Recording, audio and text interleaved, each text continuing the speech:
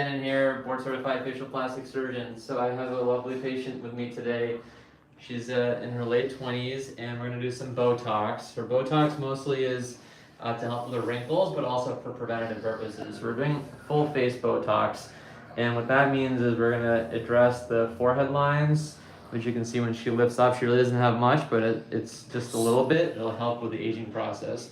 Between her eyes, when she frowns, the muscles are very active, which we see very commonly, especially in like Southern California and warm weather places. When you're straining your eyes while you're driving, it just causes those muscles to become very active. When she smiles, she's starting to get some lines around her eyes on both sides.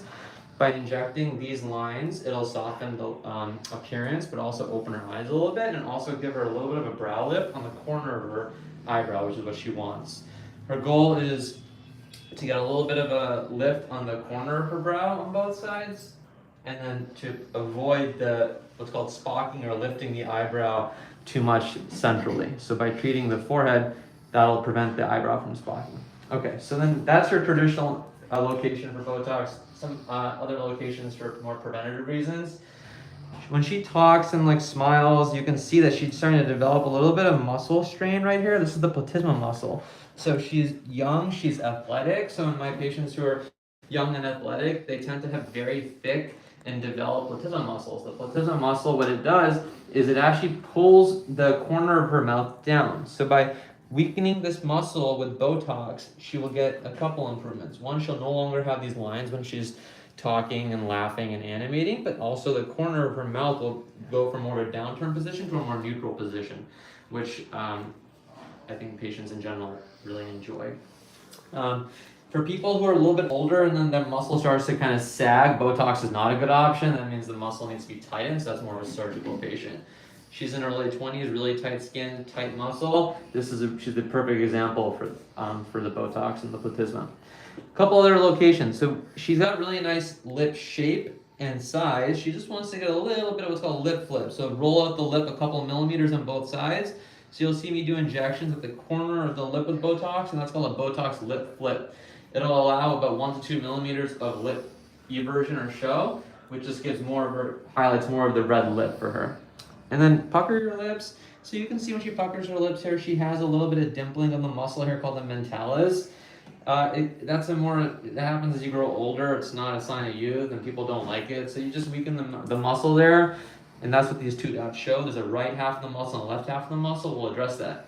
And then lastly, we're gonna do Botox to her masseter muscles. So she has bad TMJ and she grinds her teeth at night. So that causes pain. The masseter muscle is at the corner of the jaw, and when she bites down, I can feel the belly of the muscle. It's very strong. There's one on the right, and there's one on the left. And by injecting Botox there, it will weaken the muscle. So when she's sleeping at night, she's not going to be grinding her teeth as much. So when she wakes up, she doesn't get that jaw pain that she told me she feels. So that's what we're going to do for the treatment. We're already marked out for the injection, so we're just going to get started. Does anyone have any questions?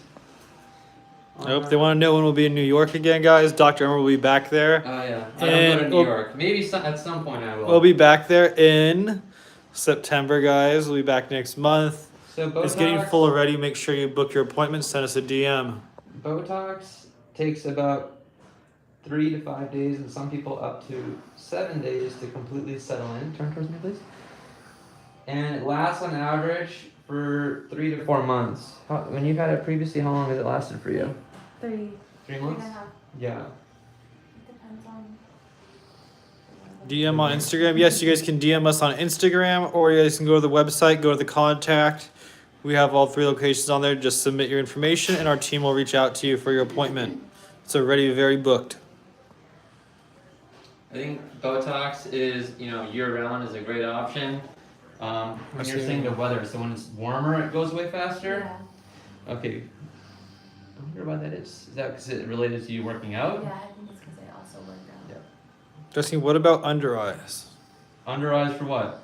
Botox? Botox, Dysport under eye. Yeah, so some people, give me a big smile. If you get bunching of the skin on the under eye or fine lines, you can do very light Botox there to soften that look. You have to be very careful because if you inject Botox too much on the under eye, you can weaken the muscle and the eye will roll out like that, and that's not pleasant to have for 3 months.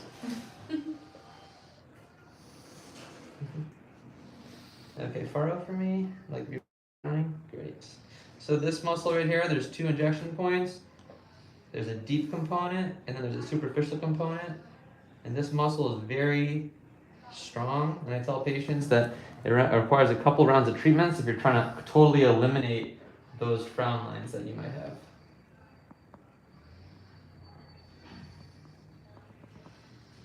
Keep on breathing.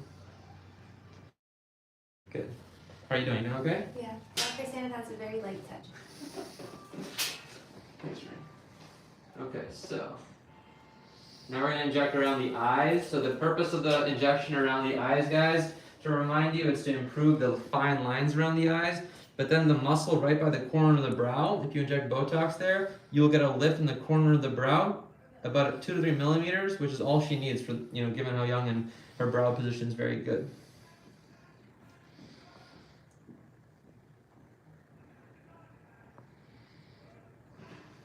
Any more questions?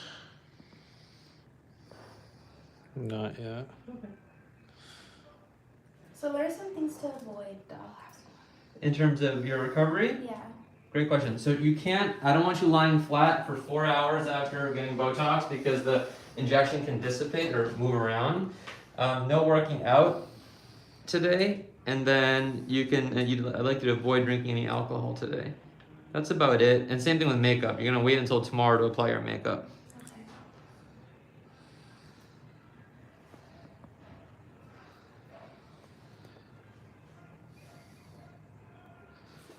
Fantastic. So that's gonna treat the eyes.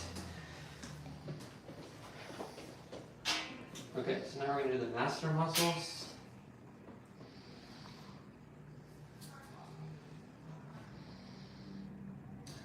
Does the masseter, Uh-huh. the Botox and then masseters last longer or? So, okay, great question. So let's talk about the masseter muscle Botox. So when you get the first treatment, it's usually every 3 months. But then you notice it's all about symptom treatment for TMJ pain, right? So once you start noticing that your pain is getting much, much more reduced, then I tell patients to come back every 6 months, and that seems to be a good amount of treatment. So initially it's 2 rounds of 3 months, and then you scale it back. Did that answer your question? Yes, thank Okay, you. you're welcome. Bite down like you're chewing. Okay, hold it like that, please. Good. Relax and chew. Bite down again. So for the masseter muscle, I do a triangular injection, 3-point injection, because the muscle is shaped like a fan. So you want to address all 3 parts, 1, 2, and 3. If you do it unevenly, you can have like some part of the muscle that's still strong, and patients may feel a bulge in a certain area. So relax and bite down again. Fantastic. Breathe. Good, and then bite down again. Good. Okay, very good.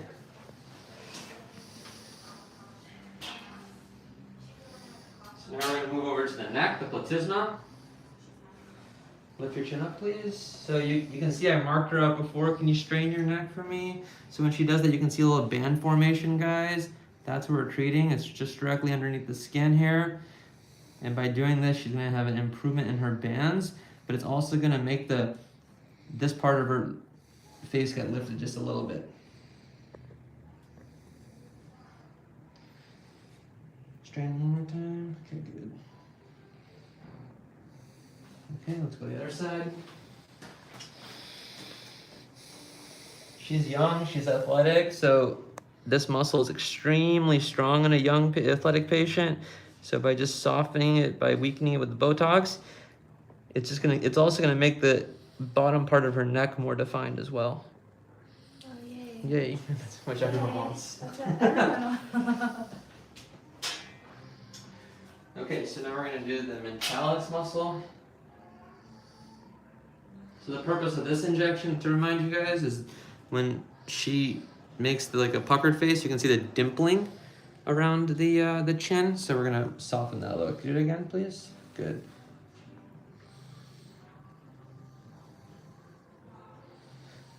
And you want to inject more towards the midline, because if you go outwards, there are muscles on the corners of your mouth that if you injected there, she would not be happy with the result. Okay, and the last injection that we're gonna do, folks, is the lip flip.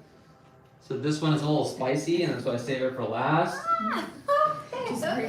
Lift your chin up for me here. So you can notice here, this is the red lip, this is the white lip, right? So the injection goes right at the edge of the lip, and you're gonna put 1 unit at a time.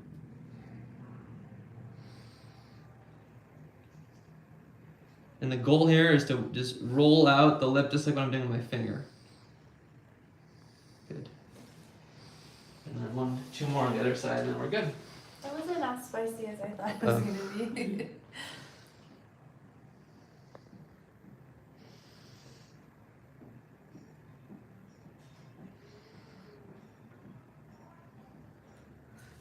Okay. So we completed Botox. We did the full face from the forehead down to the neck. We did the masseter muscles. We did the mentalis muscles. And then a little Botox lip flip. She's so happy. She's got tears. Yeah, it's from the lip flip. Okay, so how do you feel? I feel good. You're okay? It was honestly not that painful. I know I'm kind of tearing up, but it was just from the lip flip. It wasn't painful. Dr. Sanan has such a light touch. Thank you for informing everything to me. You bet. Okay, so then we will see the results in about a week's time. Okay, thanks for watching, guys. You survived.